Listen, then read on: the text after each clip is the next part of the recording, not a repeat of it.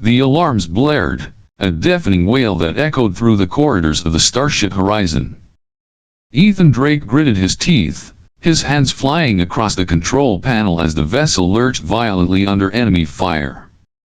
The sleek, predatory shapes of pirate fighters darted across the view screen, their plasma cannons spitting death. "Shields at 20%, the AI assistant's voice chimed in, unnervingly calm amidst the chaos. Ethan knew he had only moments before the ship was torn apart. His fingers danced over the holographic interface, diverting what little power remained to the thrusters.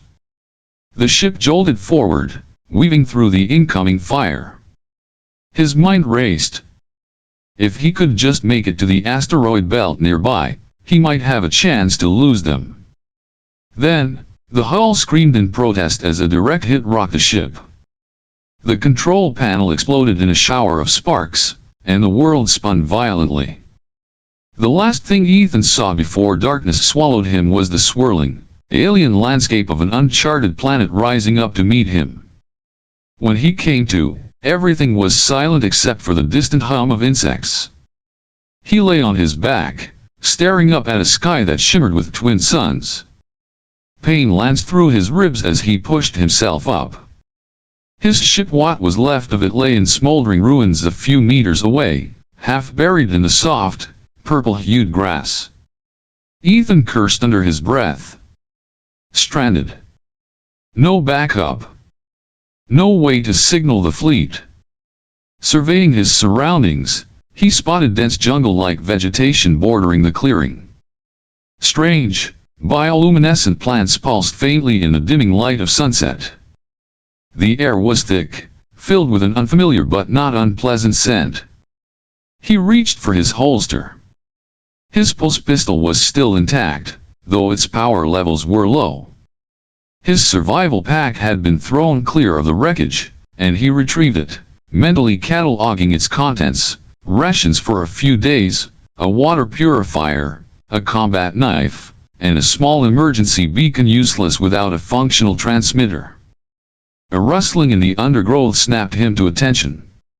Ethan froze, his instincts honed from years of military service screaming at him to stay alert. Then, they emerged. Tall figures, their bodies lean and powerful, moved with an eerie grace. Their skin, a dark bronze with intricate markings that seemed to shift in the fading light, contrasted with their piercing, luminous eyes. They wore armor crafted from what looked like chitin and bone, and each carried weapons that seemed both primitive and deadly: curved blades and sleek, mechanical bows humming with latent energy. The tallest among them stepped forward, his gaze locking onto Ethan's with predatory intensity. He spoke, the language guttural yet strangely melodic. Ethan didn't understand the words, but he understood the intent.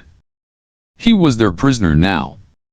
Ethan's mind reeled as he sat in a dimly lit chamber, the weight of the Ashkari's decree pressing down on him.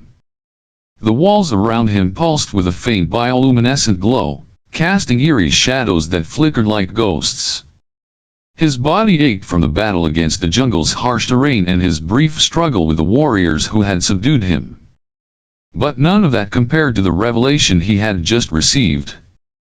Bound by blood, the elder had said, her voice carrying the solemnity of an unbreakable law.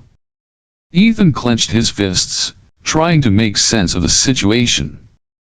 He had never heard of such a thing. How could he, a human, be connected by blood to a species he had never encountered before? And yet, the Ashkari elders spoke as if it were an undeniable truth. Seraphina stood across from him, her piercing silver eyes studying him with a mixture of curiosity and distaste. She was the embodiment of power, tall, lean, and honed by years of battle. Her obsidian armor gleamed under the chamber's pale light, the intricate carvings on its surface telling stories of her past victories. Ethan had seen countless warriors in his time, but Seraphina was something else entirely. He could feel the weight of her presence, the quiet intensity that marked her as a leader among her people. "You do not accept this." Her voice was smooth, yet there was an edge to it, like a blade being unsheathed. Ethan exhaled sharply. I don't even understand it. He took a step closer, meeting her gaze. This blood bond, how is it possible? I've never been here before. I've never met your kind. Elder Varric, the one who had first spoken of the bond, inclined his head slightly. It is not a matter of past encounters, outsider. The bond is deeper than that. It is a connection that transcends time and space. When you arrived on Ilaris, the ritual was completed. The mark on your arm, he gestured toward Ethan's forearm, where a faint, silver insignia had begun to form, is proof of it. Ethan stared at the mark, his stomach twisting. He hadn't noticed it before, but now that he focused, he could feel a subtle warmth emanating from it. He cursed under his breath. This was not just some cultural formality, there was something real at work here, something beyond his comprehension. The bond demands acknowledgement, Varric continued. And among our people, acknowledgement means proving oneself. If you do not stand and fight, you forfeit your right to live. Ethan's jaw clenched. So, my choices are fight or die? Seraphina crossed her arms. If you are unworthy, you do not belong among us. The words ignited a fire in his chest. He had faced death countless times before, but never in such an absurd context. He was a soldier, a survivor. He would not be dictated by a tradition he didn't understand. I won't be forced into your ways, he said firmly. A murmur rippled through the gathered Ashkari. Seraphina's expression darkened. Then you choose death. Ethan hesitated. He could see no clear way out. These people were warriors, bound by honor and duty. To refuse them outright would mean execution, and fighting them could mean the same. He needed another way. He needed time. Give me a chance to understand this bond, he said. You claim it ties me to you, but I need proof. If I must fight, I want to know why. Varric exchanged a glance with Seraphina. There was a tense silence before the elder nodded. Very well. You have until the sun reaches its peak tomorrow. Then, you will fight. Seraphina stepped closer, her presence overwhelming. And when that time comes, outsider, you had better be ready. As the warriors led him away, Ethan's mind raced. He had less than a day to figure out how to navigate a culture he didn't understand, to prove himself to a people who saw him as an intruder. And most of all, he had to find a way to survive the battle that awaited him. Because losing was not an option.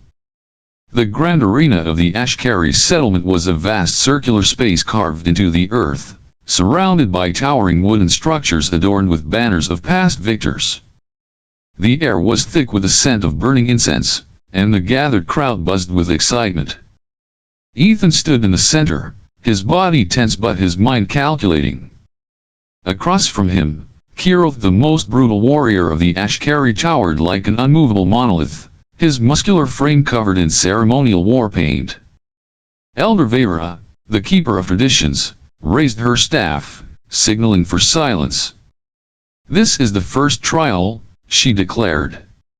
A test of precision, control, and cunning. The warrior who proves superior in the art of the bow shall claim victory. Ethan exhaled slowly. He was no stranger to ranged combat, having trained in the Earth Alliance's advanced marksmanship program. However, the Ashkari longbow was an entirely different beast. Its pull was far greater than any weapon he had used before. Kiroth, confident in his sheer strength, scoffed at Ethan's leaner frame. The outsider won't last a single round, Kiroth sneered, grabbing one of the heavy bows from the weapons rack with ease. His followers laughed, but Ethan remained silent, studying his opponent. Elder Vera gestured toward a line of wooden targets set at different distances. 3 rounds. 1 arrow per target. Let skill decide your fate. Kiroth stepped forward first. He lifted his massive bow, drew back the string with little effort, and loosed his first arrow. It struck the nearest target dead center, splitting the previous practice arrow that had been embedded there. The crowd roared in approval. Kiroth smirked and moved to the second target, this one positioned much farther, partially obscured by hanging vines. Again, he fired, and though the arrow hit slightly off-center, it was still an impressive display of raw power. Then came the final challenge, a small, swinging target suspended from a branch, moving erratically in the wind. Kiroth narrowed his eyes, drawing his arrow back and waiting for the right moment. But impatience got the better of him. He released too early, and the arrow only grazed the edge of the target. The crowd murmured, some disappointed, others excited to see if the outsider could do better. Ethan stepped forward, rolling his shoulders to ease the tension. He picked up the Ashkari longbow, testing its weight. It was heavier than he liked, but he adapted quickly. His first shot was deliberate. He focused, adjusted for the unfamiliar weapon, and released. The arrow struck the first target just slightly closer to center than Kiroth's. A quiet ripple of surprise moved through the crowd. Moving to the second target, Ethan took his time. Instead of brute force, he observed the way the vines swayed in the wind, waiting for them to part just enough to clear a shot. When the moment came, he loosed the arrow. It sailed cleanly through the gap and struck the center of the target. The crowd's murmurs grew louder. Finally, Ethan turned to face the swinging target. He studied its pattern, counting the seconds in his mind. Unlike Kiroth, he did not rush. Time seemed to slow as he focused entirely on the movement of the target. The wind shifted. There was a brief pause in the erratic swinging. That was his moment. Ethan released the arrow. It struck dead center. The arena fell into stunned silence before erupting into deafening cheers. Even some of the Ashkari warriors who had mocked him earlier now looked at him with newfound respect. Kiroth, his face contorted with disbelief, clenched his fists but said nothing. Elder Vera raised her staff once more. The trial is decided. Ethan of the Outsiders claims victory in a challenge of precision. Kiroth stormed away, his pride wounded. Ethan, however, remained still, aware that this was only the beginning. He had proven himself today, but there were still greater trials ahead, and he had made a dangerous enemy in the process. The searing sun of Ilaris hung high in the sky, beating down on the vast, unforgiving desert where Ethan Drake now stood. The second trial was about to begin, and unlike the first, this one was a pure test of endurance and brute strength, or so it seemed.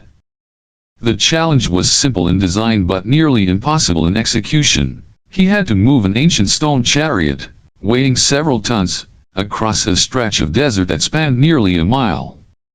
Ethan glanced at the massive structure before him. The chariot was a relic of the Ashkari's ancestors, made of solid stone with reinforced metal joints. Its sheer weight would have made it a challenge for even the strongest warriors of the tribe. His opponent, a hulking Ashkari warrior named Varric, cracked his knuckles in anticipation. Varric was a mountain of muscle, a seasoned fighter who had never been bested in trials of strength. The rules were clear: no outside help, no weapons, and no devices beyond what could be found within a desert. The one who moved their chariot past the finish line first would be declared the victor. The Ashkari gathered around, their glowing eyes filled with curiosity and skepticism. Most believed that this was the moment Ethan would fail. He was strong for a human, but against an Ashkari in a contest of brute force? It seemed hopeless. Elder Kalen raised his hand, signaling the start of the trial. Begin. Varric wasted no time. He dug his feet into the scorching sand, gripping the stone handles of his chariot with a grunt before pulling with all his might. His muscles strained, veins bulging as the stone groaned and slowly, ever so slightly, began to move forward. The crowd erupted in cheers, chanting his name. Ethan, however, didn't move. Instead, he studied the structure of the chariot, analyzing its center of gravity, the shape of its wheels if they could even be called that, and the terrain ahead. The Ashkari valued raw strength, but Ethan knew there was always another way.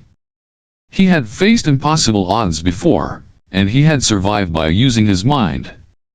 He needed to turn this battle into one of intellect rather than brute force. He took a deep breath, feeling the sweat bead on his brow before stepping forward. He examined the ground beneath the chariot and then looked around. Nearby, he spotted several large, sturdy logs that had likely broken off from an old Ashkari training structure. An idea formed in his mind. Moving quickly, he gathered the logs and placed them strategically in front of the chariot. He then used his dagger to carve out notches in the sand, creating a makeshift track. Next, he wrapped a length of thick Ashkari rope crafted from desert vines around the front of the chariot and tied it into a loop. Then, using a long metal rod from a nearby weapons rack, he fashioned a crude lever. The crowd murmured in confusion. What was he doing? Why wasn't he pulling the chariot like Varric? Ignoring their stares, Ethan inserted the rod into the looped rope and wedged it under the front of the chariot. He pressed down with all his weight, using the lever to lift the massive stone structure slightly off the ground. With a swift movement, he kicked one of the logs beneath the lifted portion, reducing its contact with the sand. Then, with a steady push, he began rolling the chariot forward over the makeshift track. The effect was immediate. The chariot, once an immovable object, now glided over the logs with significantly less effort. Ethan quickly cycled the rear logs to the front, maintaining momentum as he moved forward. His pace, while not fast, was consistent. More importantly, he wasn't exhausting himself the way Varric was. Varric, who had initially taken an early lead, was now struggling. His muscles trembled with exertion, his breath came in ragged gasps. He had moved his chariot a significant distance, but it had taken nearly everything he had. Meanwhile, Ethan was steadily gaining ground, his method proving not just effective but efficient. The Ashkari crowd was no longer cheering for just Varric. They had begun to watch Ethan with growing interest. Some warriors whispered among themselves, pointing at his ingenuity. Others nodded in grudging respect. It was becoming clear that this trial wasn't just about strength, it was about intelligence, about using the environment to one's advantage. Varric let out a frustrated roar, doubling down on his effort. He threw his full weight into the chariot, dragging it inch by inch through the sand. But his exhaustion was evident. Each step became heavier, each pull weaker. He glanced at Ethan, who was now almost neck and neck with him, and realization dawned in his eyes. This human had outsmarted him. With one final push, Ethan rolled his chariot past the finish line. The moment his chariot crossed, the crowd fell into stunned silence. Then, as if a dam had broken, a thunderous wave of cheers erupted from the Ashkari. Even those who had doubted him before now watched him with something more than respect, perhaps even admiration. Varric collapsed to his knees, his chest rising and falling rapidly. He looked up at Ethan, his expression one of disbelief, then begrudging acceptance. He slammed his fist against his chest, the Ashkari gesture of acknowledging an equal. Elder Kalen stepped forward, raising his hands for silence. His piercing gaze studied Ethan for a long moment before he finally spoke. Ethan Drake has completed the second trial. Through wisdom and strategy, he has bested one of our strongest warriors. This is a victory not of might alone, but of the mind. Let all who bear witness know that strength comes in many forms. Ethan wiped the sweat from his brow, taking in the shifting expressions of the Ashkari. Some still looked skeptical, others impressed. But the important thing was that he had proven himself again. He wasn't just some outsider. He was here to fight, to survive, and maybe, just maybe, to change the way they viewed his kind. As the sun began to set over the horizon, painting the sky in hues of crimson and gold, Ethan knew one thing for certain: the trials were far from over. But for now, he had won another battle. And in this land of warriors, that meant everything. The labyrinth loomed before them, an ancient structure of towering obsidian walls that seemed to swallow all light. Ethan Drake took a deep breath, his muscles taut with anticipation. Beside him stood Kiroth, the Ashkari warrior whose disdain for him had been palpable since the beginning. The final trial had arrived, and it was not merely a test of strength or endurance, but one of intellect and survival. Elder Kalen raised his voice, his tone reverberating through the gathered warriors. You will enter the labyrinth of shadows. Within its depths lurk the Shadow Reapers, creatures that feast on fear and move unseen in the darkness. The one who emerges first, or at all, will be declared the victor. Ethan felt a chill run down his spine. He had faced death many times before, but this trial was unlike anything he had encountered. Kiroth, on the other hand, smirked, his confidence unwavering. With a signal from Kalen, the gates groaned open, and without hesitation, both warriors stepped inside. The moment they crossed the threshold, the doors slammed shut behind them, sealing them within the abyss. The darkness was immediate and all-consuming, a suffocating void that dulled every sense. Ethan pressed a hand to the cold stone wall, moving forward cautiously. His military training had prepared him for low-visibility conditions, but this was different. This was unnatural. A faint whisper slithered through the air, a chilling sound that sent shivers down his spine. Ethan stilled, listening. The Shadow Reapers were near. A sudden snarl erupted to his left, followed by the unmistakable clash of metal. Kiroth had engaged one of the creatures. Ethan took the opportunity to move swiftly but silently in the opposite direction. He needed information, and fast. He reached into his belt and pulled out a small reflective shard he had hidden earlier. By angling it slightly, he tested the way the darkness swallowed the light. As he suspected, it was not natural. The creatures thrive here because of something specific, something that controlled the very nature of the shadows. A theory formed in his mind. If the darkness was manipulated, then perhaps it had a weakness. He crouched low, running his hands along the cold stone floor. He felt small grooves, almost like an ancient carving. He traced them carefully, realizing they formed a pattern, one that radiated outward like a web. An idea sparked. The Shadow Reapers hunted using sound and absence of light. What if he could disrupt their domain? Drawing his dagger, he struck the stone in specific places, creating sharp, rhythmic clanging sounds. The echoes bounced wildly, confusing whatever creatures lurked in the dark. The air grew restless, and for the first time, he heard them hesitate. Kiroth's battle cries rang out again, but they were cut short. A sickening silence followed. Ethan knew what it meant: Kiroth had fallen. Or so he thought. A low growl came from behind him. Ethan spun around just in time to see Kiroth, bloodied but alive, his weapon raised. But his eyes were wild, filled with desperation. You think you can outsmart me, human? Kiroth spat, his breath ragged. I refuse to let you win. Ethan barely had time to react before Kiroth lunged. He dodged just in time, feeling the blade whistle past his ear. This was no longer about the trial. Kiroth was willing to kill him to ensure his own victory. Ethan rolled aside, grabbing a loose stone and hurling it into the darkness. The creatures, drawn to movement and sound, shrieked and converged on the distraction. Kiroth, however, was relentless. He charged again, but this time, Ethan was ready.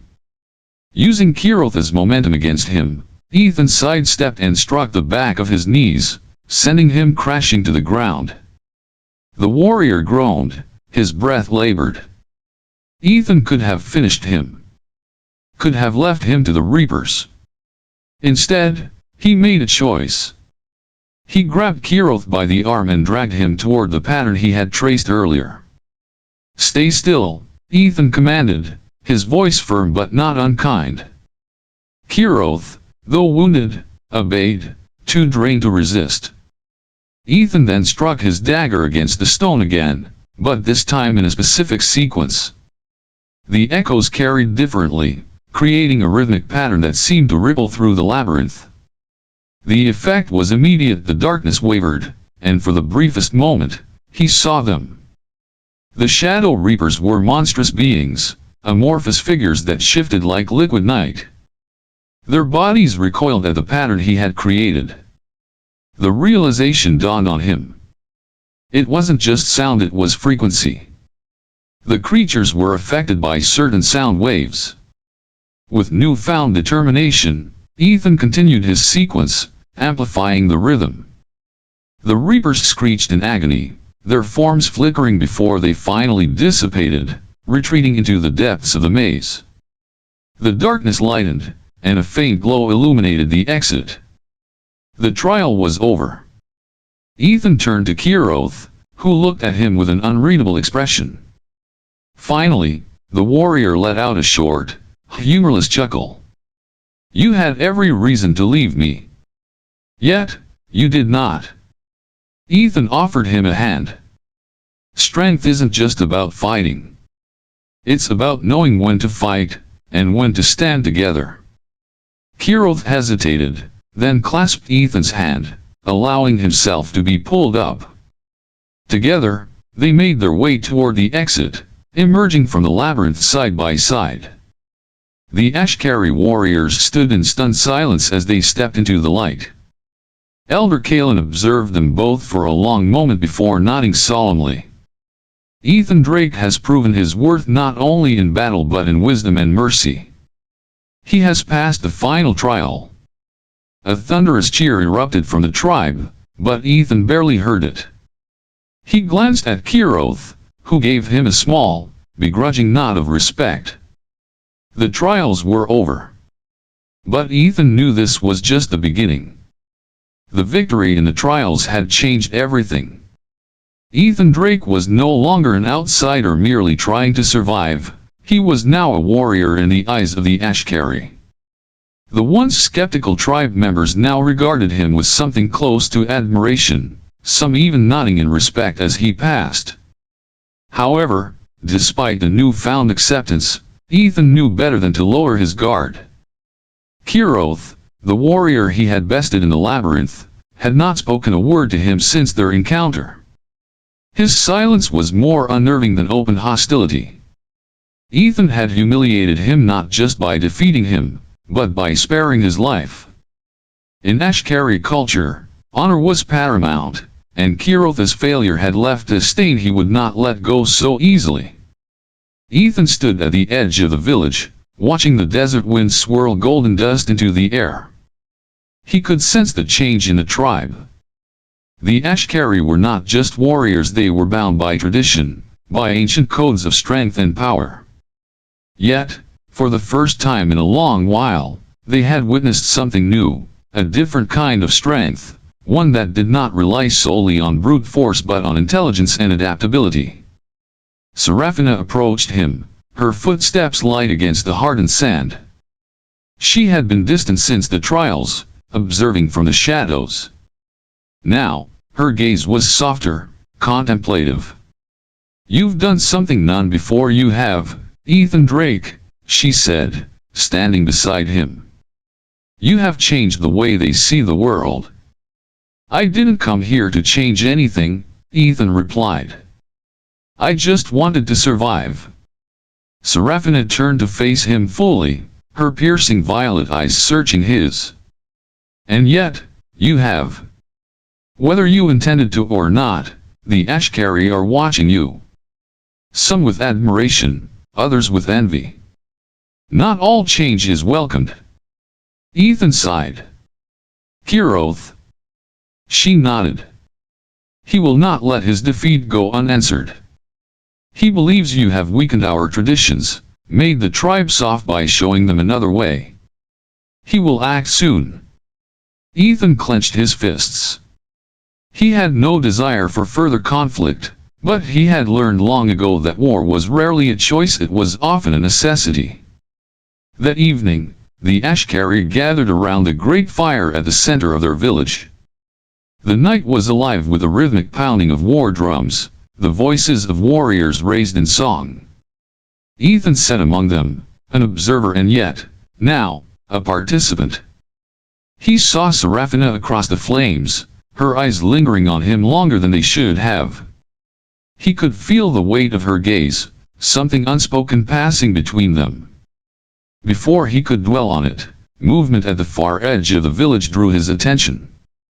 A group of warriors, Kiroth among them, stood in a tight circle, speaking in hushed tones. Ethan's instincts flared to life. He had seen this before, whispers in the shadows before an ambush, careful planning before a coup. Seraphina must have noticed as well, because she suddenly stood and moved toward him. Come, she said under her breath. We need to talk.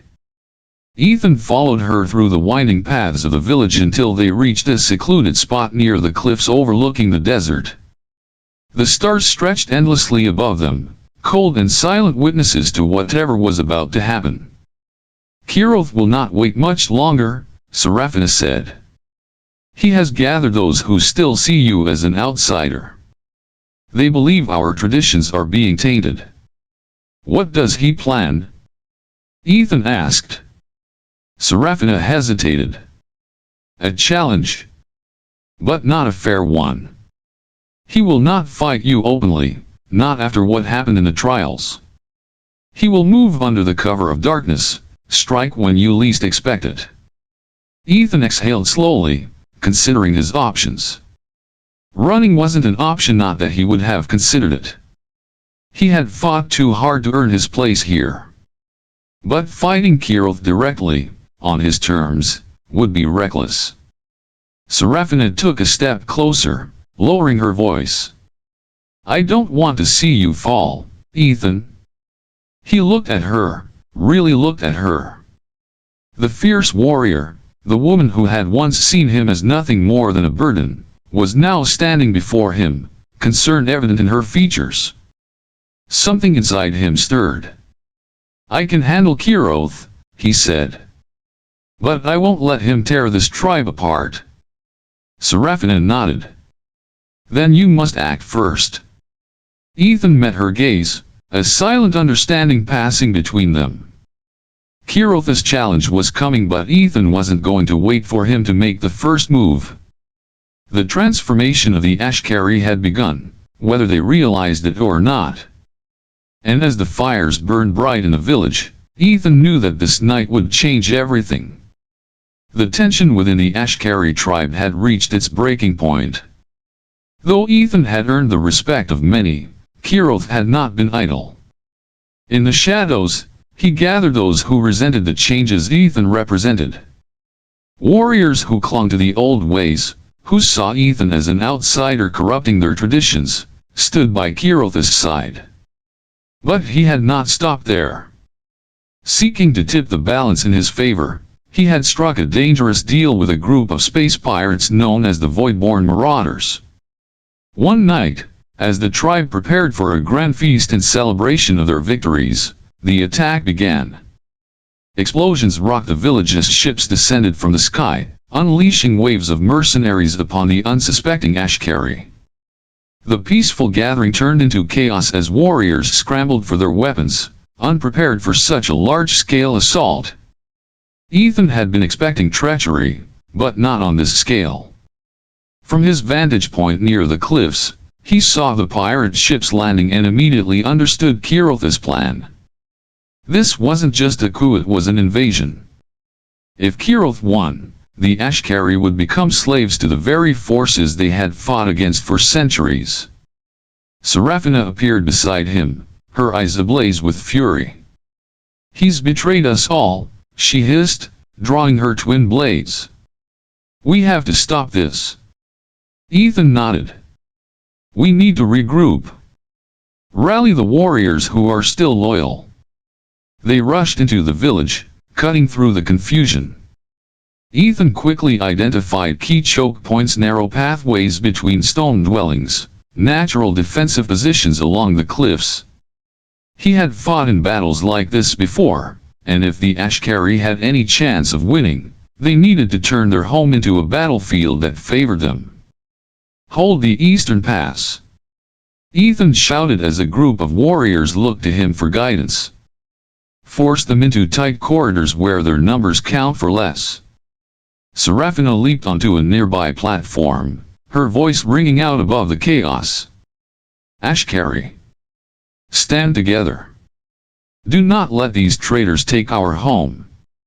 Inspired by their leader, the warriors formed defensive lines, using their knowledge of the terrain to their advantage. Ethan led a team to the supply depot, securing weapons and distributing them among the defenders. Every able-bodied fighter took up arms, determined to push back the invaders. The battle raged for hours. Kiroth, clad in battle armor scavenged from the marauders, led the assault personally. He cut through defenders with brute force, his rage fueling his every strike. But Ethan was waiting for him. They met at the heart of the village, surrounded by burning structures and fallen warriors. Kirotha's face twisted in a sneer. "You think you can change us? You think the Ashkari need your ways? I think they need to survive," Ethan countered, leveling his weapon. "And selling them to pirates isn't survival. It's betrayal." Kiroth lunged, his massive blade coming down in a powerful arc. Ethan dodged, countering with quick, precise strikes. Unlike their previous encounter in the trials, this was no test, this was life or death. Kiroth was stronger, but Ethan was faster, more strategic. He used the terrain, maneuvering Kiroth into unfavorable positions, forcing him to exhaust himself. With a final, calculated strike, Ethan drove his blade into Kirotha's side. The warrior staggered, his eyes wide with shock. He fell to his knees, defeated. The remaining rebels, seeing their leader fall, hesitated. That hesitation cost them dearly as the loyal Ashkari warriors seized the advantage and drove them back. The Voidborn marauders, realizing they had lost their inside man, retreated, their ships disappearing into the night sky. The battle was over. As dawn broke over the scorched village, Ethan stood with Seraphina, surveying the aftermath. Many had fallen, but the Ashkari had prevailed. Kirotha's rebellion had been crushed, but its scars would remain. Elder Kalen approached, placing a firm hand on Ethan's shoulder. "You have saved us, Ethan Drake. Not just from our enemies, but from ourselves." Seraphina turned to Ethan, a rare smile touching her lips. "You're no longer an outsider." Ethan looked over the warriors, the tribe he had fought for and bled beside. He had come to Alaris as a stranger. Now, he was something more. A part of him wondered what the future held for him among the Ashkari. But for now, he had won the battle. And that was enough. The dawn broke over the horizon, casting long shadows over the Ashkari village. Ethan Drake stood atop the cliffs, gazing into the endless desert. He had always thought of home as the place he left behind, the sprawling cities of the Galactic Union, the structured order of military life. But now, something had changed. The Ashkari, once a foreign and hostile tribe, had become more than just allies. They had become his people. The distant roar of an approaching spacecraft shattered the morning silence. Ethan's heart clenched. He knew what this meant. A ship had arrived.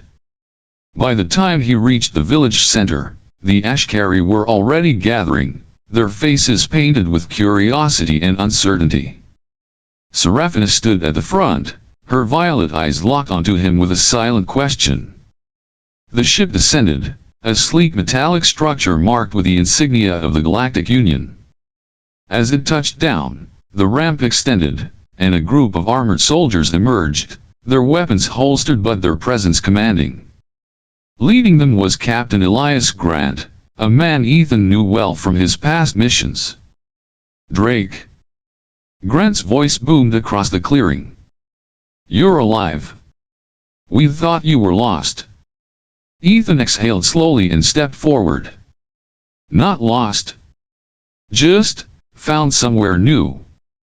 Grant frowned. "We received a distress signal weeks ago, but tracking you was impossible. What the hell happened here?" Ethan glanced at the Ashkari, then back at Grant. "A lot. But I survived." Grant studied the warriors surrounding Ethan. "Looks like you did more than that.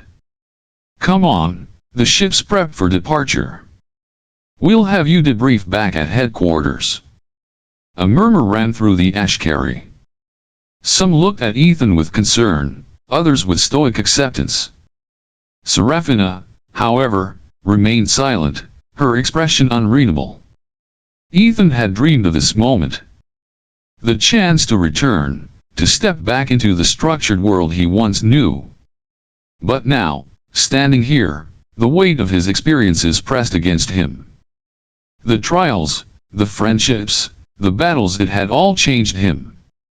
Could he really leave it behind? "I appreciate the rescue, Captain," Ethan said carefully.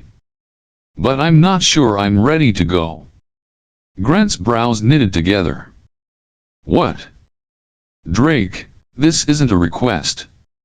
You're a soldier of the Union. You belong with us." Ethan shook his head. "I used to think that. But things are different now. These people, they are not just strangers. They are my family." A sharp silence followed his words. Seraphina's eyes widened slightly, though she quickly masked it. "You're serious?"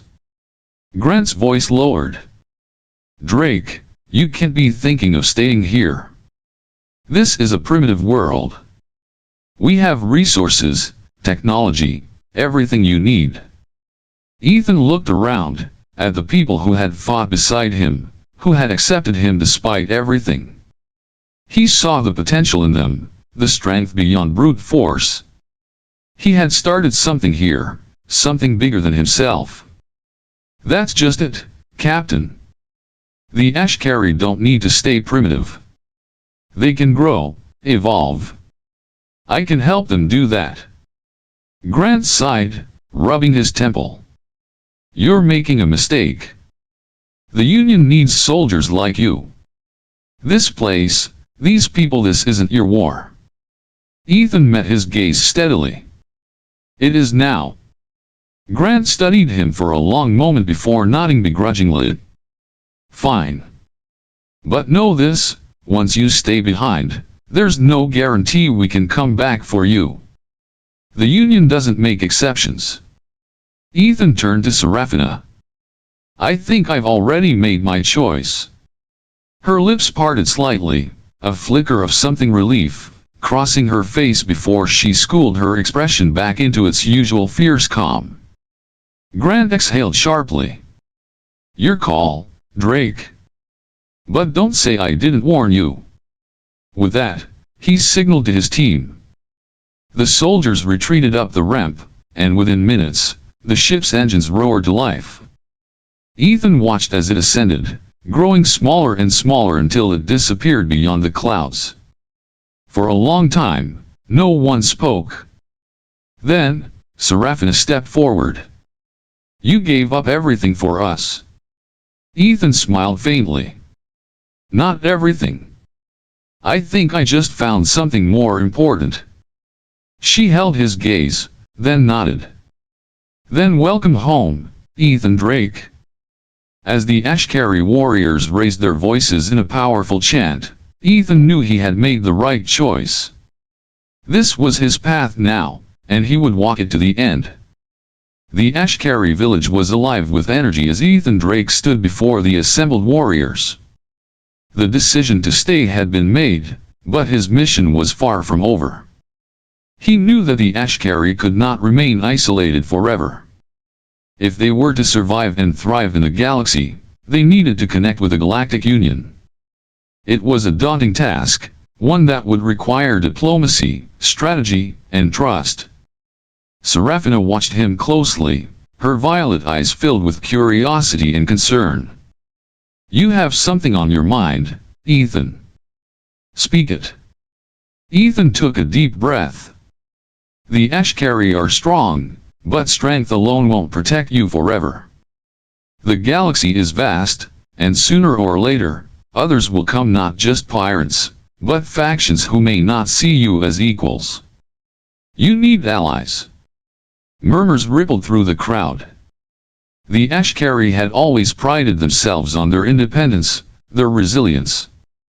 The idea of seeking help, of forging bonds beyond their world, was a foreign concept. Kiroth, despite his recent defeat and exposed treachery, still held sway over some of the warriors. He stepped forward, his expression skeptical. You expect us to trust outsiders? The same ones who abandoned you here? The same ones who would look at us as savages? Ethan met his gaze evenly. Not all of them would. The Galactic Union isn't perfect, but it values unity and cooperation. If we approach them the right way, on our own terms, we can establish a partnership. Not as servants or subjects, but as equals. The chieftain, an elder warrior named Varric, stepped forward. His deep voice carried authority. And how do you propose we do that? Words alone do not build trust. Ethan nodded. We show them our worth. We prove that the Ashkari are more than just warriors, we are innovators, thinkers, leaders. We take what we've learned and demonstrate that we have something to offer. Seraphina's gaze softened. You have a plan? I do, Ethan confirmed. First, we need to establish a way to communicate with the Union without appearing as a threat. That means sending a controlled signal, one that invites conversation rather than conflict. We also need to prepare a delegation, warriors, scholars, anyone who can represent what the Ashkari truly are. Varric considered his words carefully. And if the Union does not accept us, then we make them see the value in doing so, Ethan said. Not through force, but through necessity. The galaxy is unpredictable. They may need the Ashkari as much as the Ashkari need them. We find that leverage and use it. Kiroth folded his arms. And if they betray us? If they seek to control us? Ethan's expression hardened. Then we walk away. This is about choice. Not submission. A long silence stretched across the gathering. Then, slowly, Varric nodded. Very well. You have convinced me, Ethan Drake. The Ashkari will take their first step beyond this world. Seraphina stepped closer, her voice softer. And you? What will you do? Ethan looked at her, at the warriors who had fought beside him, at the people who had become his family. I will stand with you. Until the end. A resounding cheer erupted through the village. The first steps toward unity had been taken. The bridge between two worlds had begun to form, and Ethan knew that this was just the beginning. The dawn of a new era had arrived for the Ashkari. As Ethan Drake stood atop the high cliffs overlooking the village, he could see the changes that had already begun to take shape. What was once a society built solely on the foundation of survival and warfare was now evolving into something greater, a civilization on the cusp of its own renaissance. The Ashkari warriors, once defined by their brute strength and combat prowess, were now embracing innovation and strategy. Ethan had worked tirelessly alongside Seraphina to introduce new methods of agriculture, resource management, and defensive strategies that didn't solely rely on physical strength. The changes were subtle but undeniable. The Ashkari were not losing their identity, they were refining it. Seraphina approached him, her violet eyes gleaming in the morning light. "It's strange," she said, her voice thoughtful. "To think that only a short time ago, we saw you as an intruder. And now, you are one of us." Ethan smiled. Change is never easy. But the Ashkari have proven they are not just warriors. They are survivors, thinkers, and leaders. That is why they will endure. Below them, the villagers were hard at work constructing what would become the first Ashkari Council Hall, a place where decisions would be made not through combat but through discourse. The idea had been met with resistance at first, but over time, more and more of the Ashkari had come to see the value in a structured leadership that went beyond just the strongest ruling over the rest. Varric, the elder chieftain, had agreed to oversee the transition, guiding the Ashkari toward a future where they could stand as equals with the rest of the galaxy. And while Kiroth had been exiled for his treachery, his failed coups served as a reminder of the old ways that needed to be left behind. "The Galactic Union will return one day," Ethan mused. "They will see what we've built here. And when they do, they will have no choice but to recognize the Ashkari as a force to be reckoned with." Seraphina nodded. "And when that day comes, we will meet them as equals, not as conquerors or subjugates. We will shape our own destiny." Ethan turned to her, a smirk forming on his lips. "And you? What do you see in the future?" She hesitated, then allowed a rare smile to cross her face. "A strong people. A thriving home. And perhaps, a place for you and me in it." Ethan felt a warmth spread through him. He had come to this world a soldier, lost and stranded. But now, he had found something he never thought he would, belonging. As the twin suns of Ilaris rose higher into the sky, Ethan and Seraphina stood side by side, gazing at the future they would build together. The Ashkari had taken their first steps toward unity, and though challenges would come, they would face them not as isolated warriors, but as a civilization standing tall against the vast unknown. This was not the end of Ethan Drake's journey. It was only the beginning.